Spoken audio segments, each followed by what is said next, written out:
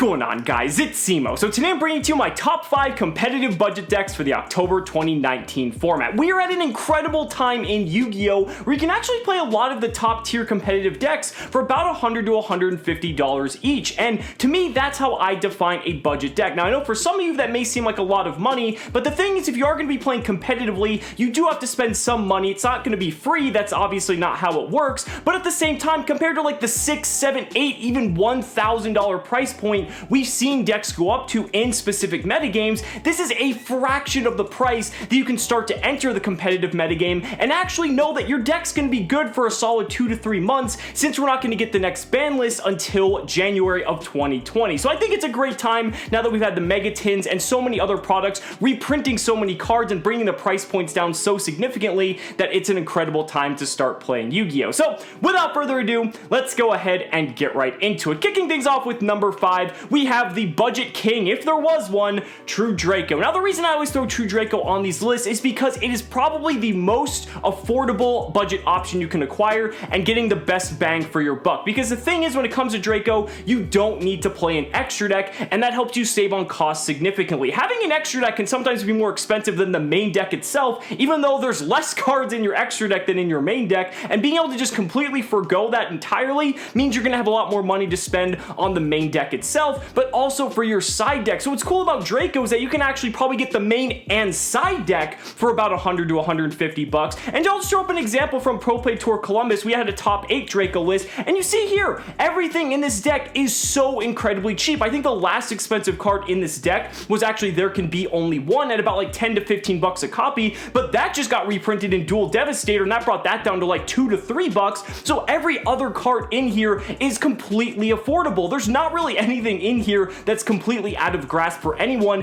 and I think that is so incredible. If you don't already have your Draco core, you definitely should just pick it up. The deck is overall pretty solid. It's not like the greatest deck by any stretch of the imagination. It's like tier 2 at best, but the thing is, the deck is still able to top here and there. It still manages to do so several years later, and being piloted by a good player, you're going to actually see lots of success with it, whether it be at the regional or even the YCS level. So for those reasons, that's why I gave True Draco my number 5 slot. But coming in at number 4, we have a deck that still manages to keep the heat going even when it's been hit, and that is Salomon Great. Now, Salomon Great is such an incredible budget option, but some of you might be thinking, well, what about Signet Mining? What about Phantazmay? Well, the thing is, you don't actually need these cards to do well. Sure, it helps you, but if you can't justify spending $120 to $150 on a playset of Signet Mining, or like $270 on a playset of Phantazmay, like, that's expensive. That's really expensive. And the thing is, you don't need these to do well. There have been versions of Salomon Great that have topped without playing Signet Mining. There have been versions that have topped without playing Phantazmay. And the thing is, just by getting the core for Salomon Great and the deck as a whole,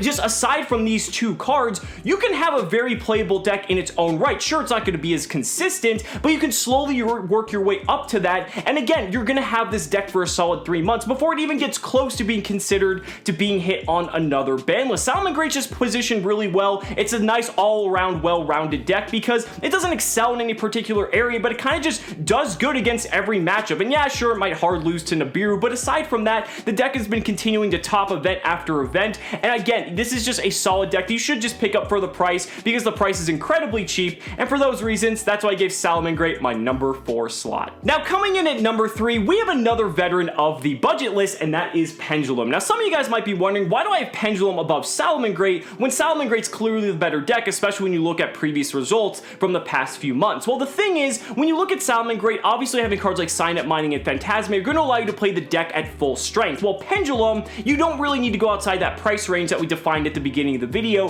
to have the deck at its full power. And since this is a budget list, I kind of want to prioritize price more than the power of the deck overall, because that might be a deciding factor for some players entering the competitive game. And Pendulum is one of those decks that's just been so cheap because so many of the cards came in sets that were widely distributed and widely available in sealed product, and just getting a few of those has pretty much built you the entire deck. When you have sealed product like the Order of the Spellcaster Structure deck and Pendulum Evolution, that's like 75% of the cards right there, and that's what's been able to keep the prices in check and have them so cheap and a nice entry point for anyone to get into the game competitively. And yeah, sure, the deck's like tier 2 roguish category, but it's still been able to do well format after format after format because it really hasn't suffered many hits. Yeah, sure, you still need cards like Electromite and and things like that, but compared to some of the other tier 1 decks we've had in the past, those cards are nowhere nearly as expensive as they have been, and now they're very affordable and easy to obtain for a lot of people. Pendulum's still looking like a very solid option. It can amass some incredible turn 1 boards that are very difficult for your opponent to break,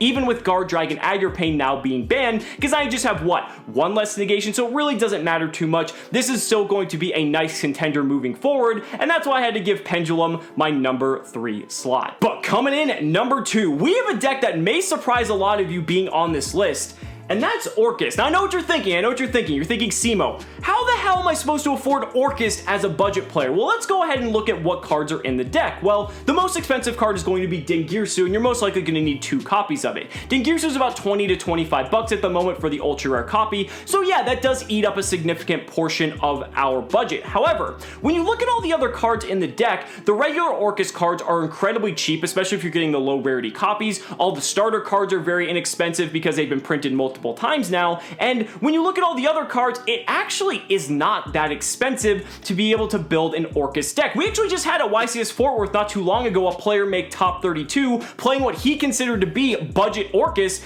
and that's exactly what it was. And the thing is, that still holds true even in this format. Mermaid was only necessary for the hybrid decks that wanted to splash the Orcas engine as like an ender, just to have like Dingirsu, Galatea, and Crescendo, in addition to everything else that their deck was able to do. But you don't need it for a pure Orcas list. You don't even need the dangers. Dangers aren't necessary for a pure Orcas list, and we saw that out of YCS Fort Worth as well, where there was plenty of players that made top cut without even playing the dangers whatsoever. So the thing is, there is a way to play budget Orcas without having to relinquish any of the deck's power, and that's exactly why I wanted to have it on this list at number 2, because it is not number 1 just because of the price. It's probably going to push that 150 budget by just a smidge, but the thing is, you're going to get the maximum value out of it simply because you're playing one of the supposed best decks, if not the best deck of the format, without having to relinquish too much. And for those reasons, that's why I had to give the deck my number 2 slot. Now, before we get to my number 1 pick, I did have an honorable mention, and that's Sky Striker. Now, if you guys haven't checked the price of Engage recently, it's like 10 bucks a copy. Yeah,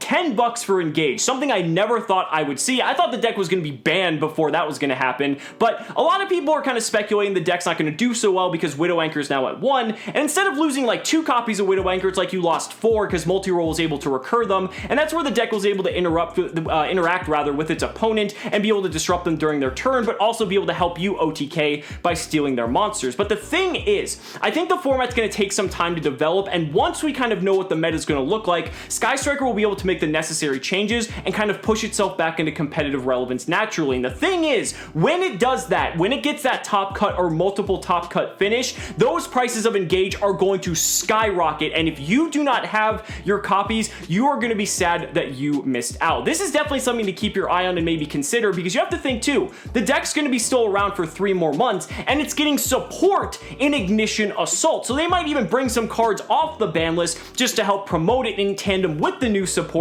and kind of push it back into the game. So definitely keep your eyes out, because that is a deck that is still poised to actually be relevant in some way, and it would be a fine budget option at that. But that's going to bring us to my number 1 competitive budget deck of the October 2019 format, and if you haven't already figured it out, I went ahead with Pure Thunder. Now, Pure Thunder to me strikes that nice delicate balance between price and playability, and the reason for that is because now that we've had so many of these cards reprinted in the Megatins, their prices have dropped significantly, and you can pick up the Thunder Core for such an affordable price that it's crazy. The only card in Pure Thunder that's really not affordable for budget players is Phantazmay, and the thing is, you don't really need it. Again, it helps, but there's been plenty of Thunder decks that have done well without it, and everything else in the deck is incredibly affordable. Allure of Darkness, Pot of Desires, I could keep going on and on and on, but every single card in here is affordable, especially cards now like Thunder Dragon Colossus. That was probably the biggest thing, and pretty much the most necessary reprint for this deck to become super budget, at least in my eyes, because now Colossus is like, what, $5 a copy at max for those ultra rares, and that is so cool. Thunder Dragon is a very solid deck, being able to pump out boards that just have Colossus with Titan, and it can just do so many things. The engine's very strong. You can play cards like Denko Sekka for the back row decks. There's just so many benefits of a deck like this, and it's been able to do well for the past several formats. A lot of people have it hyped up as their best deck of the format simply because it incurred no hits on the last Forbidden list, and the thing is, it very well could be. Time will tell, but with the prices of Thunder Dragon right now, you should definitely be picking up those cards, because if this deck is going to be the best deck and people just don't know it yet, those cards are going to skyrocket in price and it's going to be a lot harder to obtain later on. So don't wait, pick up those cards now, and if you do, be sure to use my TCG Player affiliate link down in the description. It doesn't cost you guys anything and it helps directly support the channel. So guys, that's going to go ahead and do it for this video. Let me know down in the comments what you guys think. I'd really love to hear your thoughts. Thank you so much for watching the video. Be sure to like the video as always. Subscribe to the channel for more amazing Yu-Gi-Oh content. And if you found this video helpful, consider supporting me on Patreon or becoming a YouTube channel member. Because just by showing your support in any way that you can,